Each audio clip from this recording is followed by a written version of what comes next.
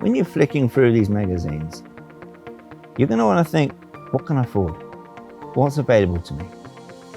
Well, choose your material, see what it is that you want, make it fit with the garden style you have, and then you can sit down and come up with some form of calculation and understanding of what it may cost you to have installed.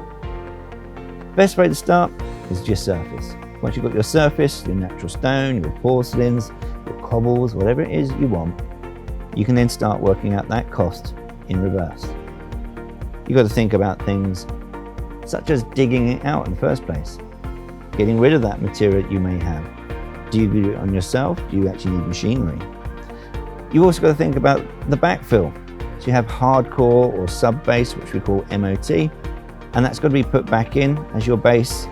But then there's other things underneath that have to go in. So I'm just going to show you a few bits of information that will help you price that.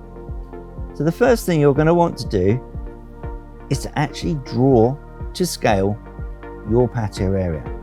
If you use something like quite old-fashioned but effective, some graph paper, draw it on, and then you can calculate the square meterage that you have or you want to put into your garden. From there, we can work out all the volumes. To start with, you're going to need to work out how much mortar you need. You're going to also need to know how much hardcore you're going to have, and also how much soil you're going to need to take out.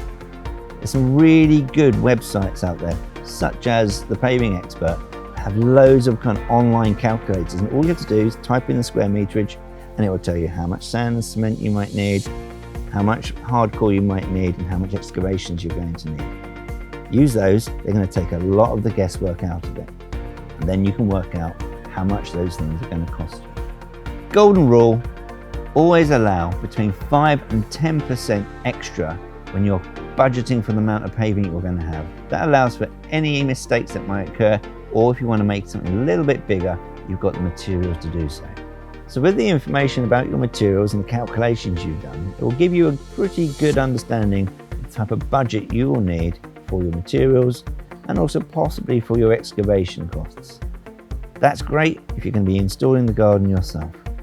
If, however, you're going to want someone else to come along and put that in for you, then at least you've got some informed understanding of what the material costs may cost you. All you need now is how much it's going to cost for them to actually install it and build it for you.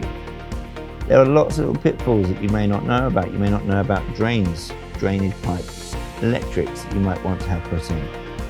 All that information will actually come from an installer that will help you. So if you're confident with your DIY, you've got your quantities, you've got your budget. If you're not, contact an installer and let them help you get that price right.